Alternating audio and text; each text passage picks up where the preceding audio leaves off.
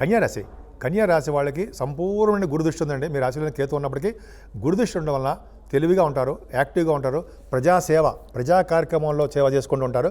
అలాగే సేవా తత్పరత మీకు బాగా వచ్చండి. మంచి మంచి డ్రెస్సులు వేయడానికి, ఆభరణాలు వేయడానికి కూడా అవకాశాలు ఎక్కువ ఉన్నాయి. మీరు బహుశా ఎలక్షన్స్లో గెలవబోతున్నారు.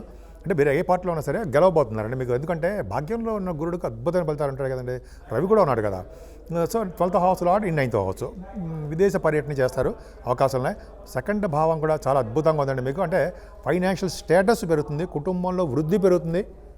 అలాగే ఎక్కడికి వెళ్ళిన ఫుడ్ బ్రహ్మాండంగా దొరుకుతుందండి. ముఖ్యంగా గాయకులకి చాలా అద్భుతం, మంచి యోగం అండి. బాగా యాంకరింగ్ వృత్తిలో ఉన్న వాళ్ళకి, డబ్బింగ్ ఆర్టిస్టులకి చాలా అవకాశం ఉంది. 4th భావంలో చంద్రుడు అంటే మనస్సు చంచలంగా మారిపోతుంటుంది. కొద్దిగా ఎడ్యుకేషన్ విషయంలో చిన్న చిన్న ఇబ్బందులు వస్తాయి. కానీ ఆభరణాలు కొనుక్కుంటారు.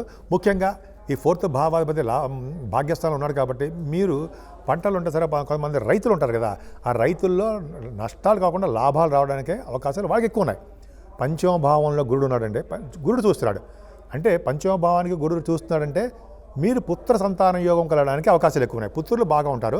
వాళ్ళకి ఏమైనా ప్రాబ్లమ్స్ ఉంటే మీ కన్యారాశి వాళ్ళు తీర్చేస్తారు. మీ కన్యారాశి వలన, మీ రాశి వలన మీ అబ్బాయిలకి బాగుంటుంది. అంతేకాదండి, మీకు ఎక్కువగా స్పోర్ట్స్ రంగంలో బాగా రాణిస్తారు. అలాగే సాహిత్య రంగంలో అద్భుతంగా ఉంటారు. సంగీత, సాహిత్య, నృత్య కళాకారులకి, అలాగే సినిమా రంగంలో, టెలివిజన్ రంగంలో ఉన్న వాళ్ళకి కూడా మంచి అవకాశాలు బ్రహ్మాండంగా ఉంటాయి. ఎందుకంటే పంచమస్థానంలో గురుడు సామాన్యం కాదు కదండి. లాసులు అనేవి రావు. స్పెక్యులేషన్లోనూ, అలాగే మీరు చేస్తున్నటువంటి వ్యాపారాల్లోనూ, అలాగే స్టాక్ మార్కెట్లోనూ కూడా మీకు లాభాలు వస్తాయి. లాసులు తక్కువ, లాభాలు ఎక్కువ. 6వ భావంలో శని కదండి. గవర్నమెంట్ ఆర్గనైజేషన్స్లో ఉద్యోగాలు రావడానికి, గవర్నమెంట్ ఆర్గనైజేషన్లో సివిల్ సర్వీసెస్ కానీ, గ్రూప్స్ కానీ రాస్తారు కదా. మీరు ఇంటర్వ్యూస్కి వెళ్తుంటారు. మీరు ఏ ఎగ్జామ్స్ రాస్తున్నా ఆ ఎగ్జామ్స్లో సక్సెస్ అవుతారు. విదేశాలు వెళ్ళాలనుకోండి, స్టాంపింగ్ అయిపోతుంది, ఏమాత్రం ఇబ్బంది ఉండదు.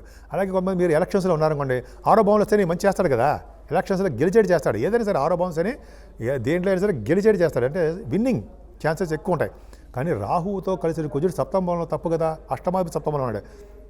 కాబట్టి 1st తారీఖు వరకు కూడా ఈ భార్యాభర్తల విషయంలోనూ మీకు కూడాను అనారోగ్య సమస్యలు, కొద్దిగా మీకు చిన్న చిన్న హెల్త్ ప్రాబ్లమ్స్, మనశ్శాంతి లేకుండా ఉండడము, కొద్దిగా డిసడ్వాంటేజ్, మంచి మనసులో ఏదో లోపం ఉండడము, వెలితిగా ఉండడము, కొంచెం చిన్న ప్రాబ్లమ్స్ ఉంటాయి. ఏం భయపడకండి, అమ్మవారి పూజలు చేసుకోండి, అద్భుతమైన ఫలితాలు ఉంటాయి. ఏం భయపడాల్సిన అవసరం లేదు. అష్టమంలో బుధుడు ఏంటంటే యాక్చువల్గా విదేశీ పర్యటన చేయిస్తాడండి. ఎందుకంటే యాక్చువల్గా 10th హౌస్ లార్డ్ అష్టమంలో ఉన్నాడు. విదేశాలకు వెళ్తారు మీరు. అష్టమంలో బుధుడు, విదేశాల నుంచి ధనయోగం కూడా ఉంటుంది మీకు. అలాగే బుధుడు ఎక్కువ కాలం జీవించేట్టుగా చేస్తూ ఉంటాడండి అష్టమ బుధుడు. అలాగే అష్టమానికి శని దృష్టిలో ఉంది. ఎక్కువ కాలం మీరు బతుకుతారు. బతుకుతారంటే ఎక్కువ కాలం ఆయుర్దాయం ఉంటుంది అర్థం. సో ఈ విధంగా అష్టమం బాగుందండి. భాగ్యస్థానం అండి, మీరు ఇంపార్టెంట్ భాగ్యస్థానంలో రవి ఉన్నాడు. అంటే ఏమవుతుంది, 12th హౌస్ లార్డ్ బాధకుడు అవుతాడు మీకు. 12th హౌస్ లార్డ్ బాధకుడు కాదండి, మీకు 12th house lord Ravi 9th భావంలో ఉన్నాడంటే ఫారిన్, విదేశాలు వెళ్తారు. అంతేకాకుండా మీకు గురుడు కూడా అక్కడ ఉన్నాడు, భాగ్యంలో ఉన్నాడు. అంటే ఆడిటర్స్గా బాగా మంచి పేరు ఉంటుందండి మీకు.